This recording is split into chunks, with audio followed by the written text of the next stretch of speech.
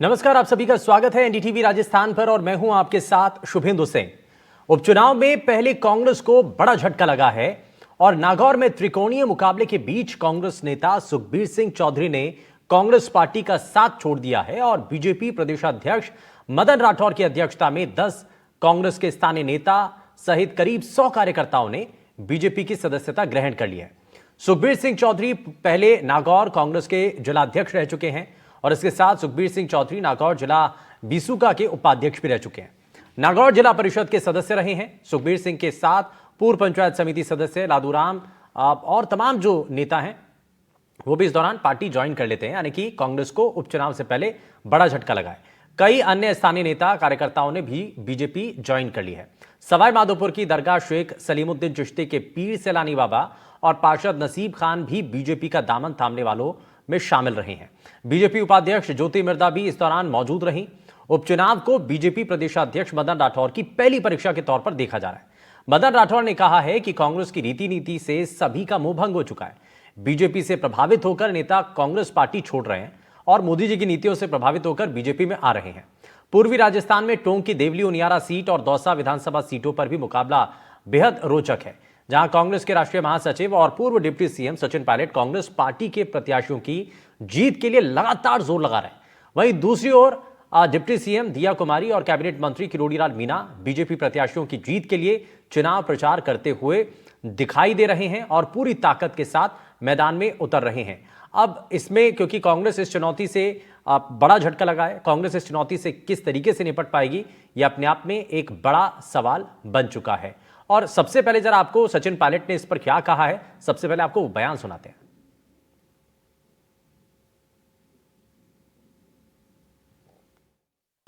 मान सम्मान देने के लिए भी अगर संघर्ष करना पड़े इस शासन में, वो सरकार फिर लोगों की भावनाओं की कदर नहीं करती और राजनीति और जनप्रतिनिधि भावनाओं पर जीतते हैं। पद पोस्ट तो आते जाते रहते हैं, कोई बर्खास्त कर दे, कोई इस्तीफा दे दे, कोई हट जाए, कोई भाग जाए, पदों की कोई गिनती नहीं है। मान सम्मान जनता के अंदर एक विश्वास कायम होता है और अगर मान सम्मान नहीं है तो फिर पद लेके भी कोई पूछता नहीं है। नमस्कार। आज नागौर और सवाई माधोपुर के कुछ लोगों ने भारतीय जनता पार्टी का दामन थामा है। इनमें मैं विशेष तौर से प्रदेश अध्यक्ष जी हमारे जिन्होंने आज ज्वाइनिंग कराई है, इन सभी को आपका आभार व्यक्त करती हूँ और सभी लोग जिन्होंने आज भारतीय जनता पार्टी ज्वाइन करी है उन सबका भी पार्टी में स्वागत करती हूँ। आज इनके पार्टी ज्वाइन करने से हमें मजबूती मिलेगी और एक बार पुनः इन सभी का स्वागत करते हुए आप सभी का धन्यवाद करते हुए और निश्चित रूप से भारतीय जनता पार्टी का जो काम करने का तरीका है, जिससे आम नागरिक को सुदृढ़ करने का जो भाव है, उस भाव को ये सब ध्यान रख रहे हैं और राष्ट्र का सर्वांगीण विकास किस प्रकार से संभव है, राजस्थान का उत्कर्ष कैसे संभव है, इन सब विषयों को ध्यान में रखकर और जो जिस प्रकार से कांग्रेस ने अभी जो समाज में एक गलत धारणाएं पैदा करने का प्रयास किया, भ्रमित करने का जो काम किया, उससे इनका मोह भंग हो गया और हमारी पार्टी के साथ में जुड़े। तो मैं तो इन सब का अभिनंदन करता हूं, इनका स्वागत करता हूं कि हमारे साथ रीति नीति को समझ करके और हमारे साथ जुड़े, इस पार्टी में आप आए हैं और इस पार्टी को और मजबूती मिलेगी। इन परिस्थितियों में कांग्रेस ने जो तरीका अपना रखा है, उससे कांग्रेस के जो मूल कार्यकर्ता हैं, वो जो जिनके मन में राष्ट्र भक्ति का भाव है, वो उस पार्टी को छोड़ रहे हैं और छोड़ करके हमारी रीति नीति से समझ करके उसके प्रति उनके मन में भाव, एक आत्मिक भाव जागृत हुआ और हमारे साथ में आए।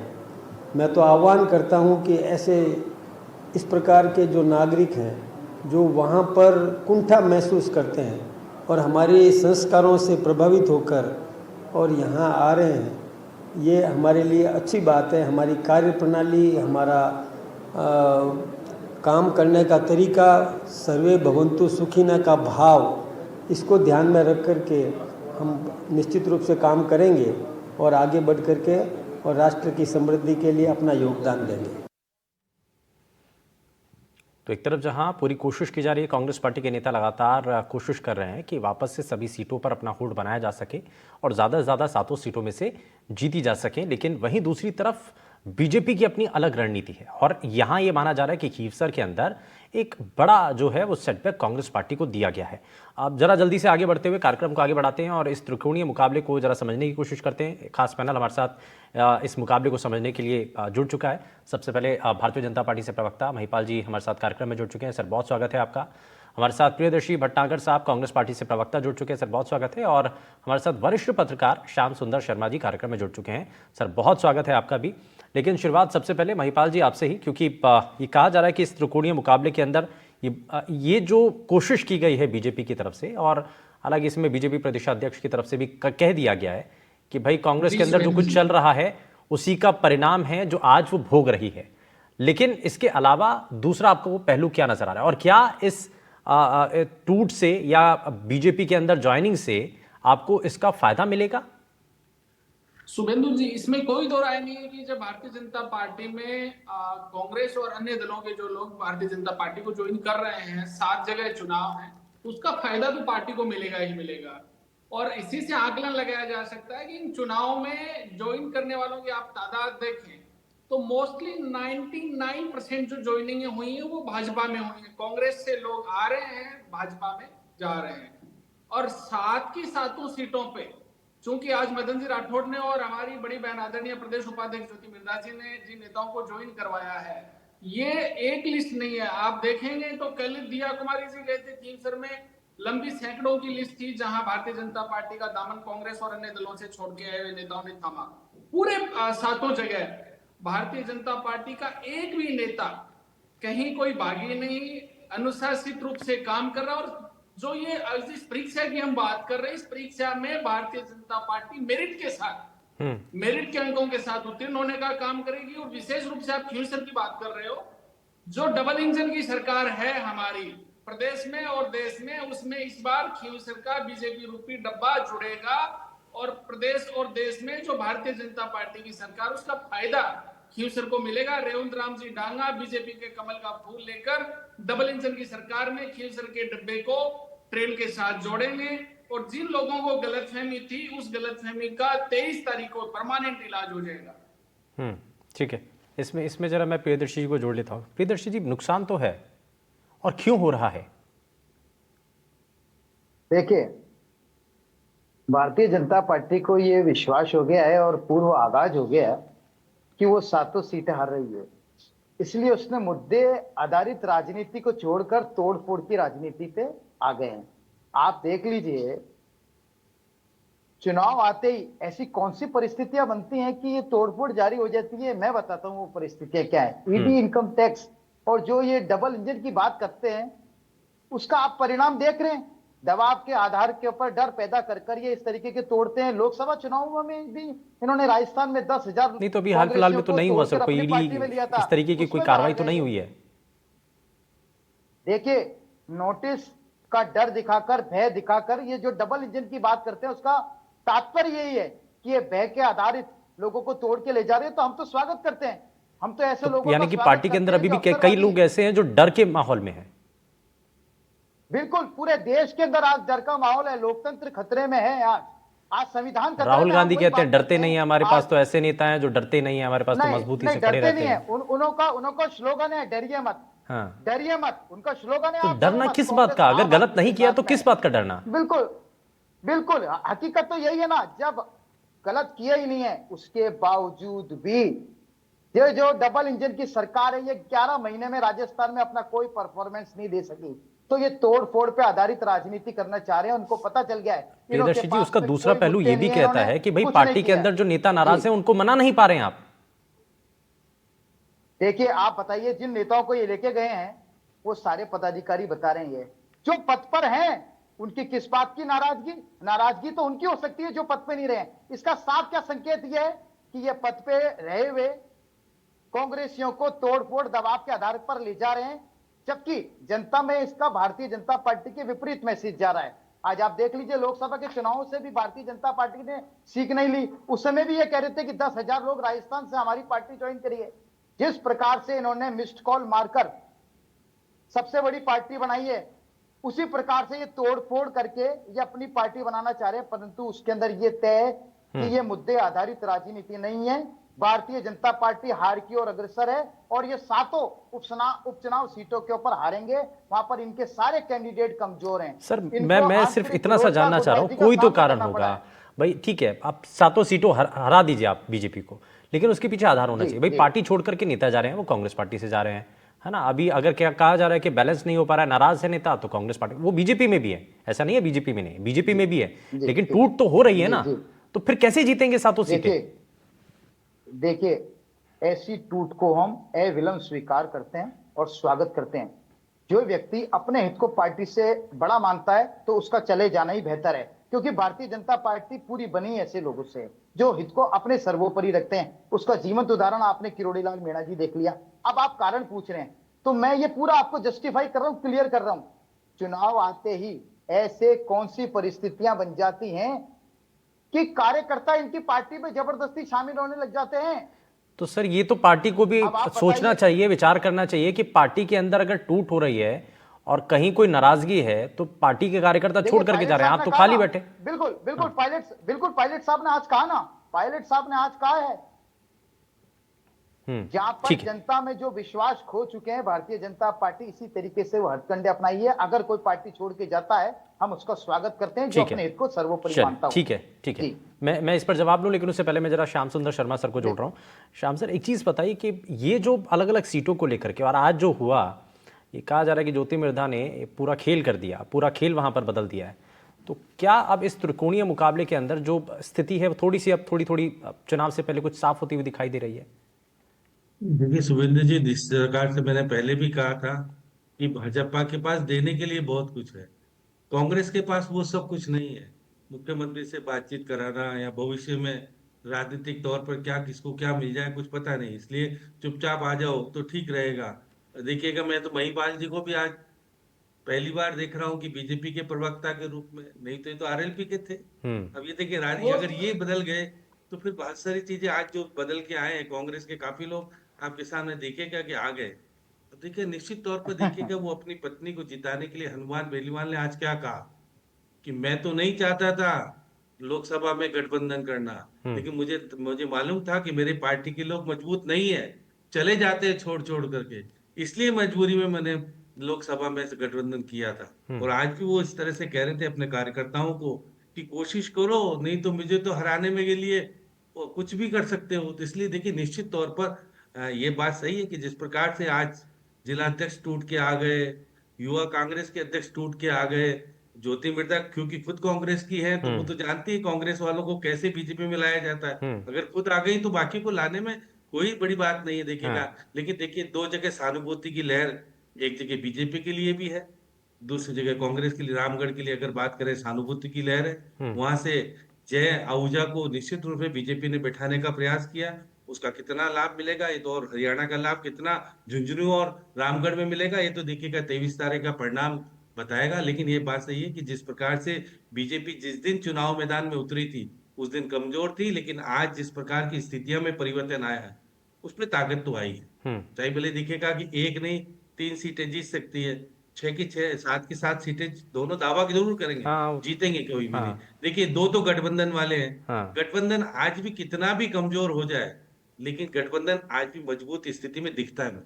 चाहे भले आप देख लेना परिणाम कुछ भी हो, लेकिन राजकुमार रोहत के लिए निश्चित रूप से बागी खड़ा हुआ है, वो कितना नुकसान पहुंचाएगा नहीं पहुंचाएगा ये तो देखिए चुनाव परिणाम करेगा। लेकिन निश्चित तौर पर बाप पार्टी जिस मजबूती के साथ राजकुमार रोहत लड़ा था, 70,000 से जीता था, अब वो नहीं जीत पाएगा। कमजोर तो हुआ है निश्चित रूप से। अब देखिएगा सलूम्बर की बात करें, रघुवीर मीणा का टिकट काटा है, बागी को कांग्रेस ने टिकट दिया। अब ये देखिएगा जिस प्रकार से मैं देख रहा था प्रियदर्शी जी बता ही नहीं पा रहे थे कि आपने जिसको टिकट दिया वो आपका है ही नहीं, ना देवली उनियाना में भी आपका नहीं है, और देखिएगा कि खीवसर में भी आपका नहीं है, वो तो बाहर के है। क्योंकि जीतने, आप चुनाव जीतने के लिए आप करते हो वो नहीं दिखता। बीजेपी ने गठबंधन करके हमारे सब तोड़ लिए, आपने भी तो तोड़े, आपने नहीं तोड़ा क्या? रातों रात क्या सवाई सिंह की पत्नी को क्या कुछ दे दिया जो आपके हो गई। और देखिएगा जिस प्रकार से आपने सलूम्बर में रघुवीर मीणा की पत्नी को नहीं दिया, किसी और को दीजिए जो बागी चुनाव लड़के आई थी। तो ऐसी स्थिति में निश्चित रूप से ये भी आज सचिन पायलट देख लीजिएगा कहाँ गए, वो दौसा से आगे गए ही नहीं। उनको पता है कि जहाँ प्रहार करना है, कुछ स्थिति बन सकती है, वहीं गए, बाकी जगह जाना पसंद भी नहीं कर रहे। क्यों नहीं कर रहे, वो तो नहीं, आने वाले समय में अच्छा, जाएंगे नहीं इस जाएंगे। पर भी आऊंगा, कल इस तो पर वो इस पर झारखंड इस जा पर रहे इस पर हैं। भी बात करते हैं सर, कि ये क्योंकि प्रतिष्ठा की लड़ाई भी है और इस उपचुनाव से बहुत कुछ चीज़ें, बड़े जो हैवीवेट चैंपियन हैं उनके लिए बड़ा इसमें मुश्किलें भी हो सकती हैं या उनको एक कुछ क्रेडिट भी मिल सकता है। इस पर भी बात करें, लेकिन मैं इसमें ज़रा जल्दी से एक रिएक्शन इसमें महिपाल जी से ले लेते हैं। महिपाल जी, इसमें ये जो लड़ाई है यहाँ से, जैसे कि कहा भी सर ने कि भाई शुरुआत में तो उतना ज़्यादा नहीं था, लेकिन धीरे धीरे चीज़ें बदल रही हैं। आपको लग रहा है कि इसमें बड़ा एज क्या किस वजह से मिल रहा है? मैं शुभेंदु जी, हमारे कांग्रेस की जो प्रियदर्शी जी प्रवक्ता मित्र हैं, उनको कहना चाहता हूं कि ज्ञानवर्धि के लिए कि भारतीय जनता पार्टी के 11 महीने के सुशासन पे ये चुनाव मोहर लगाएगा। यदि भारतीय जनता पार्टी 7 की 7 सीटें जीत जाती है, उस दिन जिस दिन डिबेट करें उस दिन प्रियदर्शी जी को भी आप बुलाइएगा। प्रदेश की जनता जो 23 तारीख को जिस दिन रिजल्ट आएगा, उस दिन की जवाब को तो आप स्वीकार करेंगे कि नहीं करेंगे? जनादेश को तो आप स्वीकार करेंगे कि नहीं करेंगे? और दूसरा, कांग्रेस पार्टी अभी क्या है, राजनीति का ये 2020 चल रहा है और कांग्रेस पार्टी इसको टेस्ट के रूप में खेलने का काम कर रही है। खैर, हमारी शुभकामनाएं आपके साथ है, आप बहुत अच्छे से टेस्ट मैच खेलिएगा, पर इनका बड़ा फेलियर यह है कि इनके लोग जो बिसुका के उपाध्यक्ष रहे हैं, कांग्रेस पार्टी के जिला अध्यक्ष रहे हैं, इनको रोक नहीं पा रहे। एक आदमी कांग्रेस पार्टी की सदस्यता ग्रहण नहीं कर पा रहा है। और दुनिया का सबसे बड़ा संगठन भारतीय जनता पार्टी के बारे में कह रहे हैं कि मिस कॉल से सदस्यता ले ली। अरे भाई, आपके मोबाइल में रिचार्ज नहीं है क्या? कांग्रेस की ले लेना। कांग्रेस करवाए सदस्यता, कांग्रेस करवाए ज्वाइन, पर कांग्रेस तो तब करवाए जब कांग्रेस आपसी लड़ाई से बाहर निकले। वो कह तो रहे हैं, आप तो आज डरा मैं रहे आपको हैं, निवेदन करना चाहता वो हूं, यही तो आरोप लगा रहे हैं श्याम सुंदर कि जी बहुत ईडी सही कह सीबीआई रहे का थे। वो डर दिखाते हैं। कांग्रेस 3 गुटों में बंटी हुई है। गोविंद डोटासरा जी को जो है वो डिमोलाइज करने के लिए गहलोत साहब भी बैकडोर में लग गए हैं, पायलट साहब भी खुल के हैं, और पायलट साहब के 3 समर्थित उम्मीदवार जो है वो लोकसभा सांसद बन के आए थे। इस बार चाहे देवलिया की बात हो, चाहे दौसा हो, चाहे झुंझुनू हो, वहां दोनों गहलोत साहब और डोटासरा साहब चाह रहे हैं कि पायलट साहब को आंखें दिखाई जाए।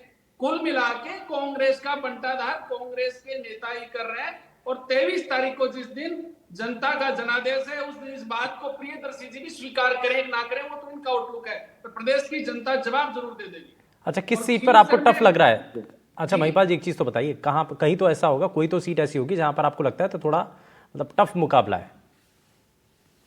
कुछ सीटें हैं जहां टफ मुकाबला है, इसमें कोई दो राय नहीं है। कांग्रेस पार्टी 1-2 सीटों पे अच्छा चुनाव बनाया है, कांग्रेस पार्टी ने, उसकी दाद देते हैं। 1-2 सीटें हैं जहां कांग्रेस पार्टी बेमुश्किल से चुनाव की फाइट में है। अब सीटें कौन सी हैं वो तो प्रियदर्शी जी बताएंगे, पर हम तो ये मानते हैं कि कांग्रेस पार्टी अभी भी प्रदेश में विपक्ष की भूमिका में है। हाँ, अच्छा, पोजीशन अच्छी है, लेकिन वो अंदरूनी कलह की वजह से ये सब कुछ चीजें। जो चुनाव है, 7 सीटें 11 महीने के भजन लाल जी के कार्यकाल पे, भारतीय जनता पार्टी के कार्यकाल पे प्रदेश की 7 जगह की जनता सुशासन पे मोहर लगाएगी। 23 तारीख के नतीजों में इस बात का पता लग जाएगा। 7 की 7 सीटों पर और बड़े मार्जिन के साथ भारतीय जनता पार्टी चुनाव जीत के आ रही है। और विशेष रूप अच्छा, से कुछ और नेता भी संपर्क में है क्या कांग्रेस पार्टी के? ये तो बता दीजिए जी। कुछ और नेता भी संपर्क में है क्या किसके? कांग्रेस पार्टी के? कांग्रेस पार्टी के तो बड़े नेता ही आपको पता है 6 महीने तक नदारद रह गए थे। ये अपने छोटे नेताओं को कहां संभाल पाएंगे?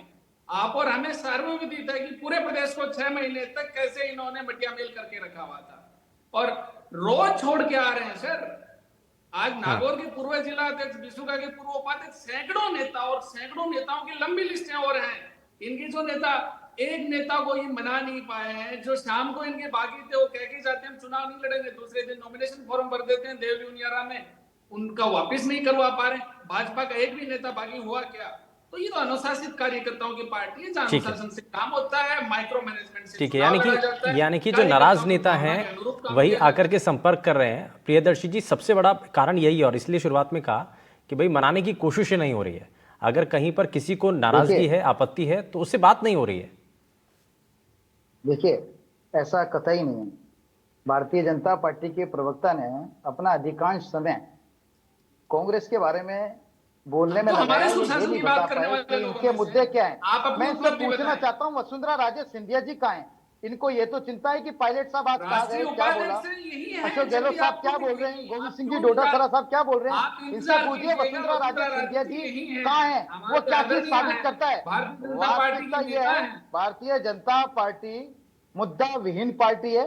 आपके पास में कोई मुद्दा नहीं है, ना ही आप कोई मुद्दा इस चुनाव में क्रिएट कर पाए, आप कोई मुद्दा भी क्रिएट नहीं कर पाए। इसलिए मजबूरी में आपने तोड़-फोड़ की राजनीति चुनी है और आपने अपने दबाव के आधार पर जिस डबल इंजन की बात करते हैं, आपने उसी डबल इंजन के आधार पर आपने दबाव फैलाकर, बहका वातावरण फैलाकर आप कांग्रेस के नेताओं को तोड़ के ले जा रहे हैं।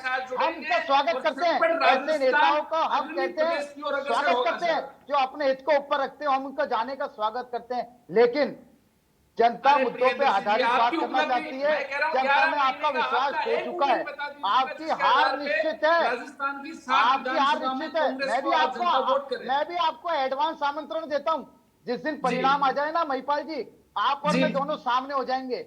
लेकिन मैं कोई अतिशयोक्ति की बात करना नहीं चाहता, मैं ये कहना चाहता हूं पहले हमारे पास 4 सीटें थी, हम निश्चित ही उससे बेहतर परिणाम लेकर आएंगे, क्योंकि जनता हमारे साथ में है राजस्थान की, क्योंकि भारतीय जनता पार्टी ने 11 महीना का जो कुशासन राजस्थान को दिया है, जो फेलियर सरकार है, उससे साबित हो गया है कि राजस्थान में सरकार का कोई विजन नहीं है। आज आप बताइए मुख्यमंत्री जी कहां है आपके? मेरी एक बात का जवाब दे दें शुभेंदु जी, एक बात का जवाब दिलवा दें। मान लिया कि 11 महीने का हमारा शासन बड़ा खराब रहा है, कांग्रेस पार्टी का कोई नैतिक जिम्मेदारी तो बनती होगी विपक्ष के नाते, एक आपका मूवमेंट था क्या जो जनता के हितों के लिए?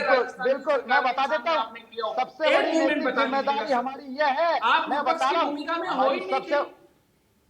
आपने अपना टाइम ले लिया महिपाल जी, अब मैं मेरा निवेदन कर दूं आपसे, हमारी सबसे बड़ी नैतिक जिम्मेदारी। अच्छा ठीक है, हाँ एक एक करके बात करिए। हाँ ठीक है महिपाल जी, सुन लेते हैं। आपसे निवेदन कर रहा हूँ कि नहीं हमारी बताइए। नैतिक जिम्मेदारी यही है कि हम एक मजबूत विपक्ष के तौर के ऊपर राजस्थान की जनता के साथ में खड़े रहकर उनके मुद्दे आप तक पहुंचाए, आपको आपकी हकीकत का आपको वाकिफ कराए। वो दोनों काम हम कर रहे हैं, हम आपको आपकी हकीकत बता रहे हैं। 11 महीने में आपने राजस्थान का बेड़ा गर्क कर दिया है।